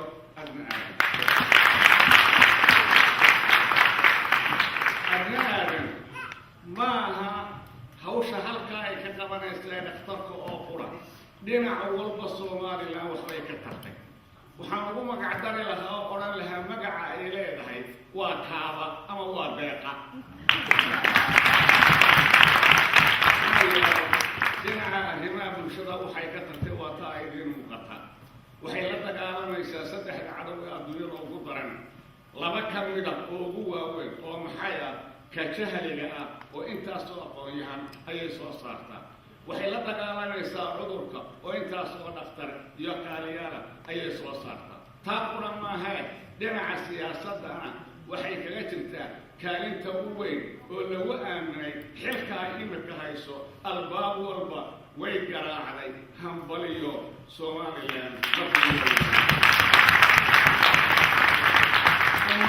haddii dhibaato ay ku dhacdo oo dhibaatadu ay ku habsato oo dabadeedna loo wada halgamo midba kaalin uu qabtaa qaar baa naftooda u huray oo aakhiro u hoyday qaar baa naftu iyo maalba u huray taasu markii ay dhammaatay ee dalka dib loogu soo noqday innagoo dabadyaala oo barlaawo ah oo baahan kaalinta ay ka gargaartay ee adni ay ka qabatay waa midaan laba ilaawaana soo gaabinaya sidiisa qof markuu bulshada hor yimaado markuu siyaasad ama u soo banbaxo ee dadka uu doono inuu hogaamiyo saddex buu noqdaa mid bulshadu ay iska dhegaysato saamayn aan ku yeelan cid mucaarada iyo cid muxaafada midna aan helin iyo mid dadka kasbada oo inkastuu kasbado qaar xaasida ma waayo cid unbaa kaana diidan iyo mid saddexaad oo dadku isu soo wada taago qofna aanu khilaafsanayn adni waxa ay ka mid tahay 40 malyan ee reer Somaliland dadka ay dhammaantood qalbiga ku hayaan ee ay ogol yihiin aan hal mid ahayn sidee haddana aan isweydiino maxay ku kasbatay waxay ku kasbatay adni hawshaa ay hayso ee ay u banbaxday ee ay ummaddeeda ku gargaaraysa manfac kama rabto oo maal kama rabto oo magac kama rabto waxay ka rabtaa oo keliya dalkeeda oo lugaha isku taaga ayay ka rabtaa oo keliya hambaliyo halkaa hawsha ka wad anaa haddaanu nahay reer Somaliland ma ku ilaawi doono annaguna abaalkii ma ilaawi doono salaamu calaykum.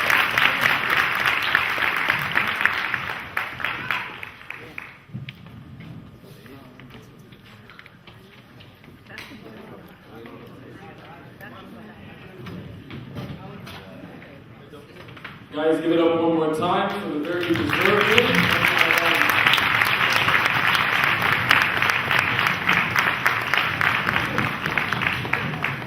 Up next, and it's going to be near the end of our night, we do have one more award we want to give up. So I want to welcome Gula to the stage, a gentleman that works so hard behind the scenes. He's not much of a stage person, but for this occasion, he will be. So guys, please call everybody's attention. Round of applause. Gula.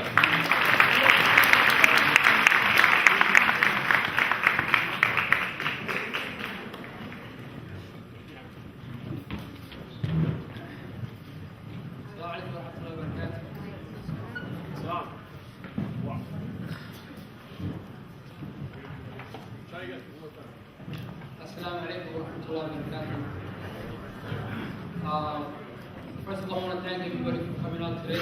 We appreciate you being here today celebrating this fundraiser for the Adna Adan Ismail Foundation. And the reason why I'm on stage today is to present a Medical Excellence Award to one of my heroes. And the more I learned about him, the more I fell in love with the person and I felt inspired and motivated by him. That doctor is Dr. Ismail Adan. Just to talk a little bit about him. Dr. Ismail was born in Arbaso, Odessa, received his medical degree in surgery from Somali National University Facility degree in 1982. In 1984, he became a district medical officer and coordinator of primary health care and chef. In 1985, Dr. Ismail also ran a private inpatient and outpatient maternity clinic called Hustle. Dr. Ismail came to Canada as a refugee with his wife and his son January 1990. He did his residency in general and psychiatry and fellowship in child and adolescent psychiatry at Allegheny General Hospital, Pittsburgh, Pennsylvania. He became a member of the Council of Pennsylvania, Hamilton University School of Medicine. And from 2006 to 2001, Dr. Adan has been a child and adolescent psychiatrist doing private practice in London, Ontario. All this work he's been doing in Canada while he's been helping out and volunteering and giving his time and energy and money and resources to helping people back home in Somaliland. And we want to appreciate him, we want to show our gratitude, and we want him to come upstairs, come here now, and take us to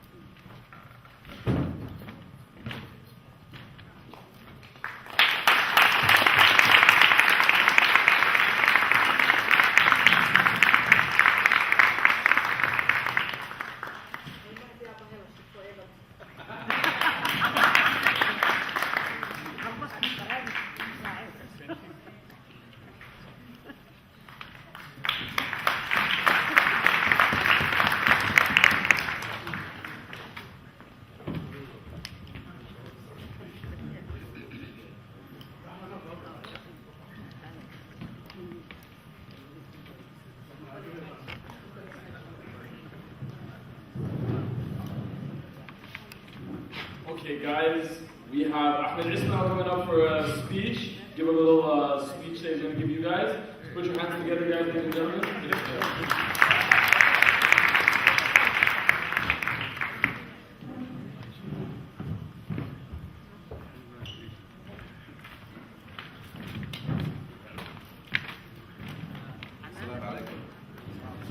I wouldn't like to call this a speech more than a thank you, and the thank you is to Dr. Adna Adan Ismail. She and me crossed paths in 2006 because of an amazing conference that I was at that was produced by, if I'm not mistaken, the late Steve McEgg in Washington, D.C. And there's some people I remember in the room right now that were at that event. And at the time, I was just a typical Canadian kid who grew up here with parents from back home who educated us on, going to school and doing your best. And I never knew much about my community other than what we saw on TV and all those stories. And our parents would tell us the good days, but on TV you just see the bad days. So in 2006, I was working in Washington in Capitol Hill, and I think there was an event going on in Virginia, and it was the SOPRI conference, I think it was. And I got up, I got to go see the event. It was a beautiful event like this one. And then I ran into Edna for the first time at that event. And she asked me multiple questions about who are you, what are you doing for your country, don't forget your people. And she really made sure that she kind of stumped me. And literally at 24, I thought I had what I was going through trajectory-wise, working in politics, giving back in a different way. But that moment changed everything that I was working on, because I realized as a human, you don't have your full moral compass if you don't have an identity, and you have to start your identity about where you came from, and that's back home. I graduated, went back to school, and got a PR degree, and nobody wanted to hire me in public relations. So I said, okay, let me work for somebody for free. And there was really not a lot of inspiring people, but I remembered her story and when she last spoke. So in 2006, I said, is there any way I can help you? And she says, yes, there's the list of things are long. The hospital, I think, was only open 2, 3, 4 years, something like that. And she gave me her notes, just like this presentation you guys saw today. She gave me the presentation and said, do something. And that's it. There was no instructions. There was no what to do, just do something. And I remember taking that with me as I traveled, and I would look through her presentation. And then one day, I met this man in California, and I was just there, and he said to me, where are you from? And I said, do you want the long or the short story? And he says, the long story. And I said, the long story is, I'm raised in Canada, going to school in America, born in Saudi Arabia, from a place that doesn't exist is where my parents are from, and it's called Somaliland. And he said to me, well, I'm in the oil business. Is there oil in Somaliland? I said, even if there was oil, my people are so weak they can't even dig a hole. So it doesn't make sense to us to see these people who are talking oil. So he goes, what do they need? Like medical supplies and that type of stuff? I said, yes. He goes, do you know of a place? I said, yes. Do you have any information I can see? I said, yes. And I opened up my suitcase. I gave it to him.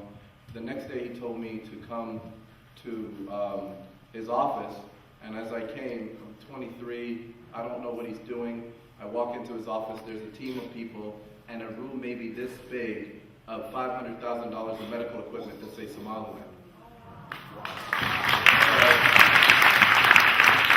That probably happened within 8 months of meeting Edna, and at that time, I sent her an email hoping she would respond.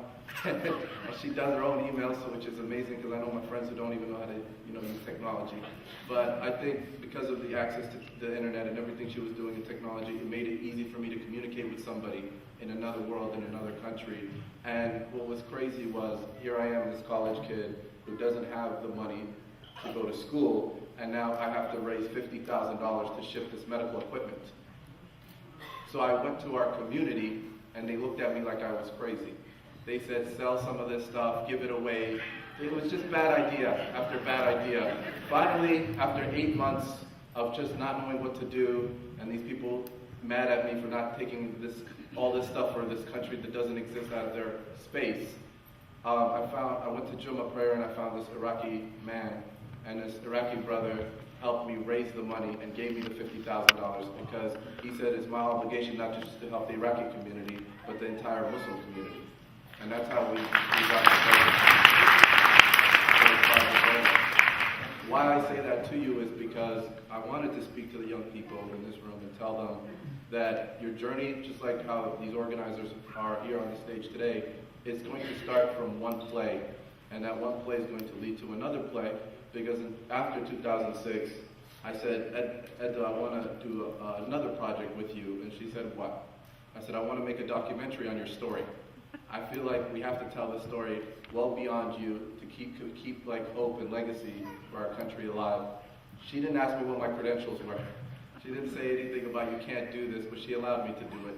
And then in the process of allowing me to do this documentary, I saved my last bit of rent. I did whatever I could to produce this thing with the team I had. And it was literally the best timing ever because Edna was on a hot streak. She was in the Clinton Global Initiative, back-to-back years. Bill Clinton and the Clinton Foundation was like enamored with the Somaliland cause. She was Newsweek's top 100 most influential women in the world. So it was just this amazing story that the world didn't know, and I wanted to produce it, I wanted to do it. And then the last day that I'm supposed to get all these amazing interviews, I run out of money.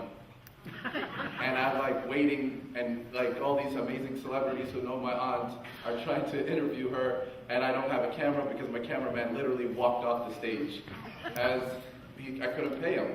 And as I was feeling defeated, Edna taps me on the shoulder and says, hey, I want to talk to some people. Can you come in the room with me?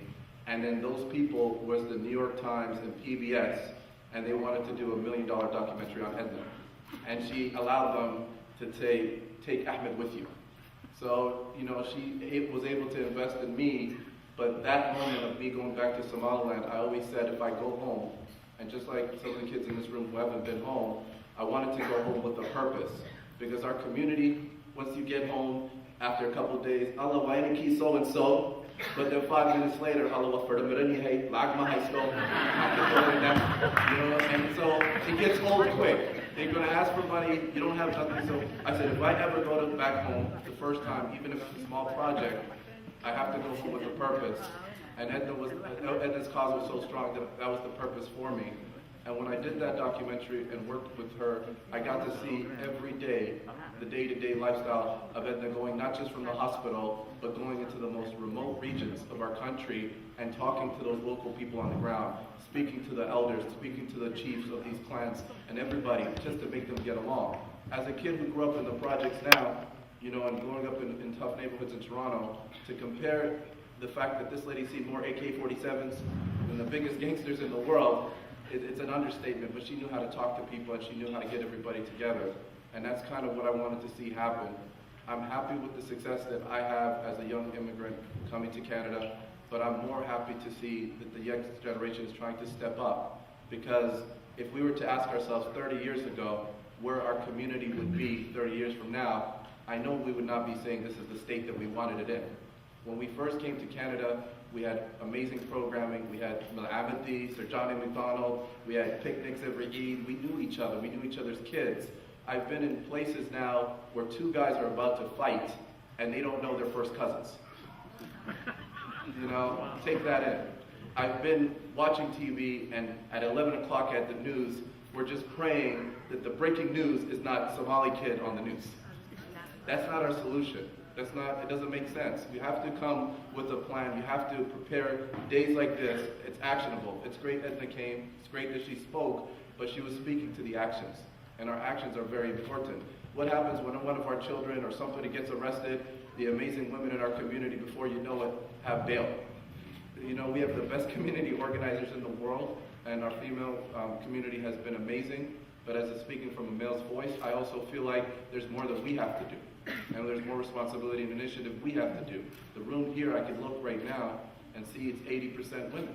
Because they've always been at the table for opportunities to help everybody. But we haven't been at the table to help each other. So for me, I really want to support that. And I want to speak to all the people who weren't in the room because of being dismissed or feeling dismissed. Our society is very dismissive. like, you know, if you come here and you do stuff that's too Canadian, Alaninkasu, he lost his culture. You know, and then if you go home to learn your culture, they say to you in your society, well, who can what the Alice?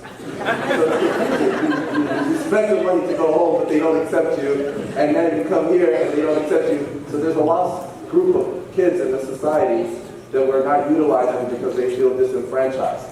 And we can't have that. We can't have that. We need to be in a position where we can help and grow. Everything that I learned from Edna's journey helped me build my company because I focus on philanthropy, I focus on giving back to young children, I focus back on mentorship and creating those seeds of the future because, you know, we've had that success story in the Somali community individually, but the Somaliland community as a whole has issues. And some of those issues are even local, where there's neighborhoods in Toronto, in Sweden, and all these places that people are calling no-go zones. You don't go there. In last June, I was in Sweden, and Quincy Jones' son, the guy who created Michael Jackson, and Naomi Campbell's supermodel, are asking me to go to this community, in Somali community in Sweden, because the police have deemed it a no-go zone. And nobody can go, so if you're from these neighborhoods, you're not getting a job, you're just going to sit there until they figure out a way to either deport you or keep you out of the Swedish society. And I don't want our people to fall back because we're such educated people. You know, we're such strong people, we have a great story, and Edna's story is just one of those amazing stories that we're celebrating tonight. But anyway, our community after this can support organizations like this one here who put this event together. That's what I want to see going forward. I don't want to see people complaining about how this did this or this did that. Just ask yourself how you could fix it. And come up to the organizers of this organization and all the other ones that are starting and saying, how can we help you grow? That's what other societies do. That's how they move forward. I love each and every single one of you guys. I thank Edna from the bottom of my heart for making my dreams come true, for keeping it real with me. And I just want to do that with other groups, and I want you guys to do it with each other. Just don't make it too personal. You know, just keep it real, and inshallah khair. I pray for everybody in this room. Jazakallah. Thank you.